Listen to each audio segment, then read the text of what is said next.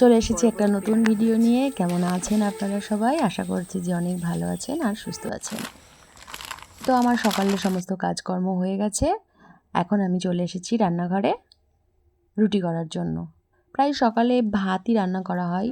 ওই হয়তো কোনো তরকারি না হলেও সেদ্ধ ভাত ঘি টি দিয়ে ছেলে স্কুল যায়, তো এটা দিয়েই হয়। তো আজকে ভাবলাম চলো দুটো রুটি করি, তাই জন্য সকালবেলা রুটিটা করলাম। তো যাই হোক, এখন বাজে বিকেল 4টে, আর এখন আমি একটুখানি পাড়াতেই একটু বেরিয়েছি। আর আমি বেরোলে আমাদের এই পুচকুটা তো বেরোবেই আমার সাথে সাথে। তো ওই দেখুন আমার সাথে সাথে কী সুন্দর বেরিয়ে গেছে। চলুন আমাদের পাশে যে শিব মন্দির আছে, যেখানে আমরা সবাই জল ঢালি, সেটা দেখিয়ে নিয়ে আসি।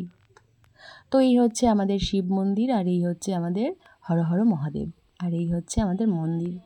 এখানেই আমরা শিব পুজো করি, বা পাড়ার সবাই এখানেই পুজো করে। আর যখন চৈত্র মাসে সন্ন্যাসী হয় তখনও পুজো হয়। তুমি কোথায় উঠেছো সোনা? কোথায় এটা?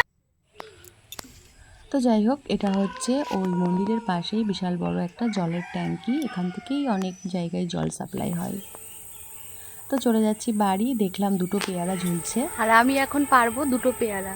এই দেখো গাছে কি বড় বড় পেয়ারা হয়েছে।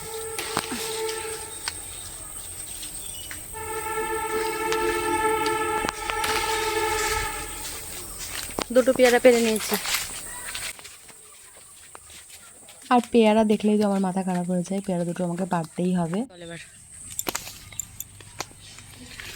এখানে এত মশা যে বাগানে থাকা যাচ্ছে না।